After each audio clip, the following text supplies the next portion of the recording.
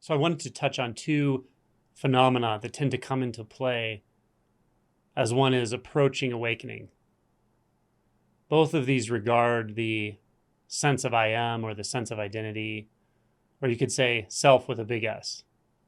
The first one can occur at any time, but tends to happen as one is approaching awakening, has been doing some work, some self-inquiry, has been disidentifying from thoughts, and starts to earnestly touch into that I am sense. What happens is they begin to get significant glimpses and are even able to stay in this I am sense, which is self-obvious and largely without thought. As this happens, the thinking mind is sort of rendered inert. It feels like it's been fired from its job. But if we've calmed the reactivity enough, it's not particularly reactive, it's just sort of odd. There's this space that has nothing to do with thought, and thought really doesn't point to it or can't point to it, but seems to arise in this space. And yet this space is continuous even in the absence of thoughts. It becomes quite neutral. So this neutrality is often overlooked. In fact, the sense of I am, especially early on, is often overlooked because it's so neutral, because it's ultimately contentless. Since it has no content, the thought system, the mind, where we find most of our identity initially, doesn't know what to do with this. It just kind of goes on tilt. It sees it as uninteresting. In fact, it can't see it at all, because obviously the ocean of consciousness is primary to any wave of thought that moves in or on that ocean. So sometimes a practitioner will mention to me that they find themselves in this state frequently, but immediately upon reflecting or standing up from meditation, they disregard it and they say, oh, well, that couldn't have been it. It was too simple, too neutral, too contentless, too uninteresting. They may be looking for a big explosion of bliss or a mystical state, or trying to compare their immediate experience to a previous one.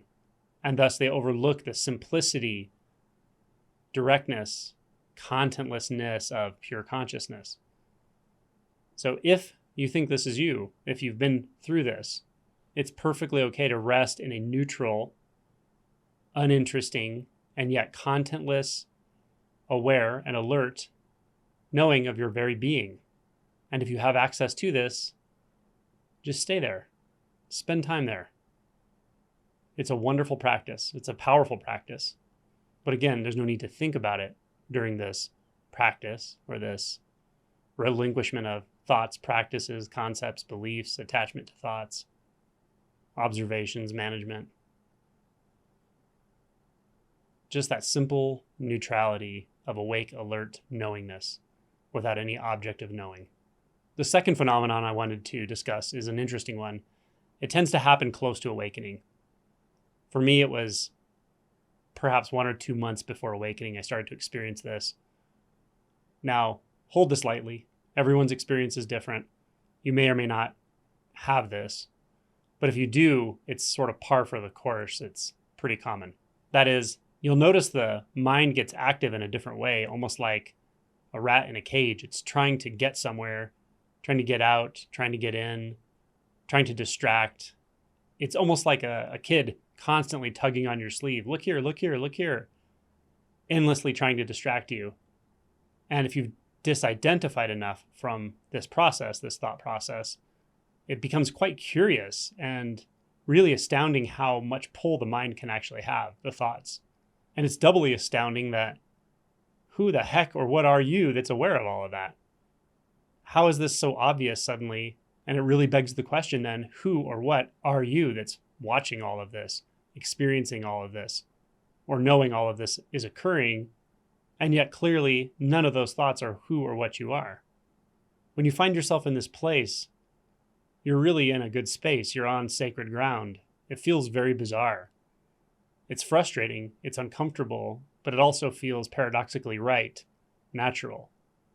You feel like you have no choice but to continue to inquire or dig in or investigate your true nature or investigate the deepest instinct you have right now or presence. And at the same time, you know you really have no choice. You're sort of along for the ride. It's a very strange place. It's a paradoxical time. It's frustrating and wonderful, strange and bizarre. When you find yourself here, there's not a lot of advice other than you have to keep going, even though you don't know where you're going.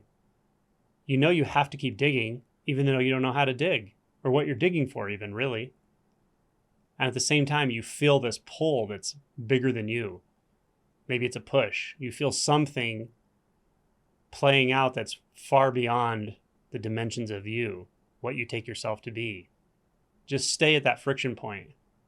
Stay right at the event horizon of the unknown. Let yourself be grist for the mill for awakening. This is a good place. Don't follow the mind down a distraction road. It's going to catch you on occasion, but don't do it purposely. Stand firm in the lack of firmness. Stay oriented to the non-orientation. Let the paradox overtake you completely, fully. Let it dismantle you and rebuild you.